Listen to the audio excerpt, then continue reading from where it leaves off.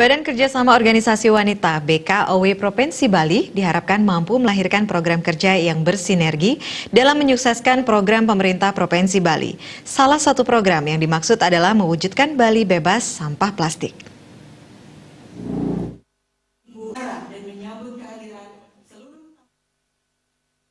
Hal ini diungkapkan Nyonya Putri Swasini Koster selaku penasihat BKOW Daerah Bali dalam rapat kerja dan rapat pimpinan Badan Kerjasama Organisasi Wanita BKOW Daerah Bali di Gedung Wisma Sabah Kantor Gubernur Bali. Penanganan sampah saat ini menjadi prioritas utama pemerintah Provinsi Bali dalam rangka mewujudkan Dangun Satkirti Loka Bali menuju Bali era baru. Diharapkan raker dan rapim ini mampu melahirkan ide-ide kreatif dari perempuan-perempuan hebat yang bergabung dalam BKOW ini, khususnya dalam penanganan sampah.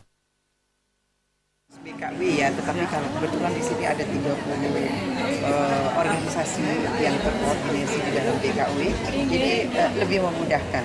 Jadi posisi Ibu sebagai penasehat BKW tentunya ingin kita bisa bersinergi, semuanya bisa bekerja sama, terkoordinasi itu segala program-programnya.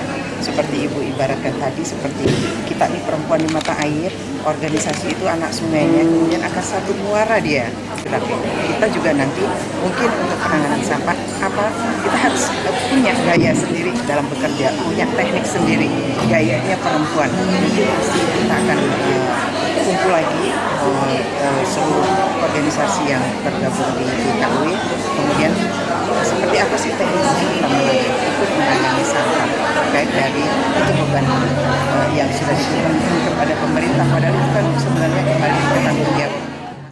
Ketua BKOW Provinsi Bali periode 2014-2019, Ngurah Tini Rusmini Gorda mengatakan, selama ini program kerja yang menjadi prioritas utama BKOW Provinsi Bali adalah mendukung sepenuhnya apa yang menjadi prioritas utama pemerintah Provinsi Bali, mulai dari mewujudkan kesejahteraan keluarga.